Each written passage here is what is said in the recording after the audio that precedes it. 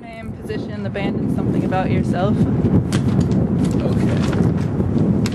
My name is Tim Pagnotta. Is it on? Yeah. Okay. My name is Tim. I sing and play guitar in Sugarcult. And something about myself. Last night I had a red velvet cupcake with cream cheese frosting on it, and it was possibly one of the best things I've tasted all month. Red velvet cake is good. Yeah. Your new album, Lights Out, was released back in September. Do you feel it did as well as you anticipated? The new record, Lights Out, well, there's a train going by. Yeah, it's been out since September, and as far as do I feel like it's done? No, I never feel satisfied that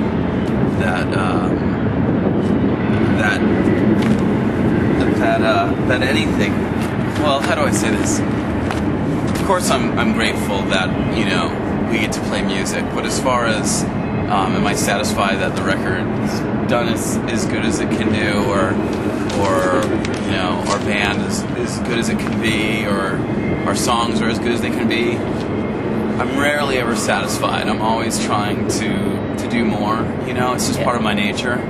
And whether we sell one record or a million records, it's something that's kind of inherent. But by all means, I'm totally grateful that people are familiar with our music.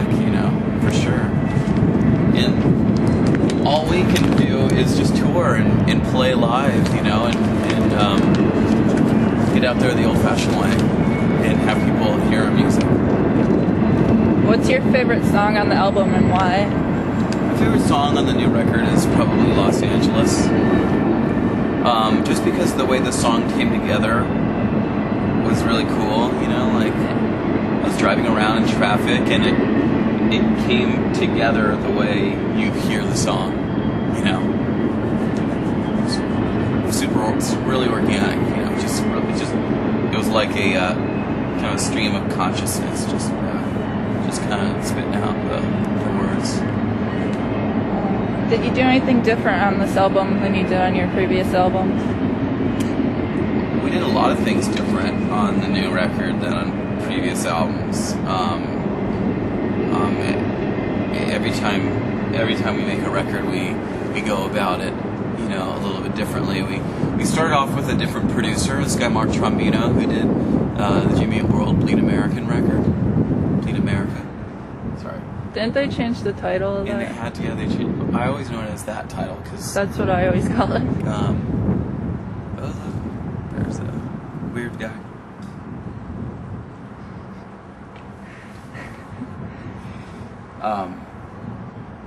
We first start off with him, and then we finish it with a different producer. But the new songs were different than the other stuff that we've done. We kind of set out to make a rock record. What was it like working with him on your record? It was cool. It was all right. How long did you spend in the studio?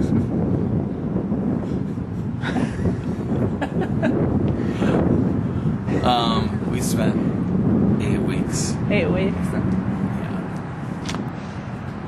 Your next single is going to be Los Angeles, right? Yeah. Have you made a video for it yet? No. When we go home, I want to try to do a video on our own. Right now, we don't have a record company. The record company that we were on disappeared. It was called V2. They have like the white. I didn't hear about them until recently. They have like the White recently. Stripes and stuff, and Moby and a ton of other bands, Blood Brothers, and they folded, they disappeared. So we've been flying without a record company for about a few months after the record was released. So we're just doing everything on our own. We're able to tour on our own. We can do everything on our own. So that's going to be. It's something that this is something that's been kind of exciting. You know, I think lots of times bands, you know, spend their unsigned time looking for someone to ask them on a date, you know, i.e. get a record deal. Mm-hmm. And we spent most of our time as a band trying to get out of, you know, a record deal. You know, because everything's changing. You know, the way people hear music is totally changing. Most people, you know, including myself, like to see bands play live, and you don't need a record company to play a show. We have a ton of recording equipment, and I record a ton. Aaron in our band is really big into recording. You know, Kenny is an amazing, you know, drummer that can record really fast. So you don't need the record company's permission to make an album. So, you know, we might be going on a long summer tour.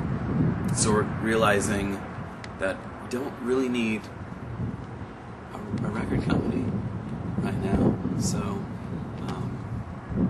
yeah, I know I'm straying away from the question, but. You just finished the tour with William Tell and Talib Kweli. Yeah. Virgin College Mega Tour. How did that go, and what was it like touring with them? Well, we just did the Virgin Mega Tour. It wasn't the last day yesterday? Yeah, last day was yesterday. William Tell, who used to play in Something Corporate. Yeah. Very handsome, very talented, very charming young man. It was awesome to be on tour with him. It was really cool. Talib Kweli is an underground hip hop artist, and he was cool. He was really cool. It was a totally different tour because we're playing for, you know, we're playing on college campuses every day. So there was a lot of college students, and then the people that from the public that would come in, you know. Mm-hmm. But, you know, I've never gotten so many cheers and screams when I gave it up for marijuana every night. If the crowd was remotely dead, all I had to do was just, like, give a shout out to weed. On a Warped Tour, at any given moment, you'll hear bands, like, giving up big props up to AFI or whoever the bands are. And then on this tour, we could give big props to beer and the football team, and they'd scream as though we were they'd scream as though we're like giving it up to Cute Is What We Aim For. So Cute Is What We Aim For. Yeah. So do you listen to them? No, I've seen their T-shirts, and I know those young troubadours are doing good these days. You're part of the Warped Tour exhibit, the Rock and Roll Hall of Fame. How did you feel when they told you about that you were going to be in it? I was jealous that they didn't accept the dirty underwear that I sent. So, and they accepted Marco's attire instead of mine. So, both jealous and happy at the same time. You've been together for 9 years. What is the most memorable moment or performance? It's hard to boil it down to any one particular moment. The other night, someone set a stripper pole up in our bus. That was pretty exciting. Is it still there? No, we took it down. But I know where to buy one. So. Spencer's has them. Yeah. For like $80. Yeah, it was awesome. It was a ton of fun. That and opening up for Green Day in Montreal for 30,000 people was pretty cool.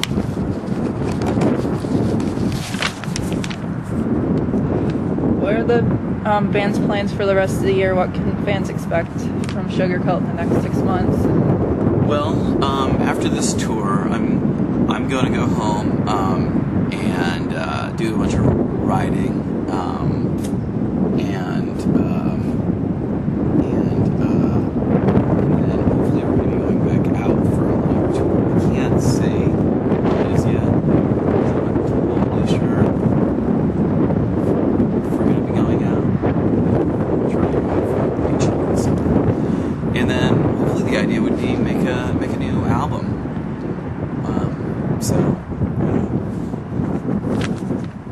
What artist are you currently listening to on your iPod? Lily Allen. Lily Allen. Yeah. Is there any newer band or artists that you think people should know about? Yes. We Are the Fury. Great new band. Sing to See. Ryan Gilmore, good songwriter. Who else? Midnight Hour. And Are You Shine. Thank you. Cool.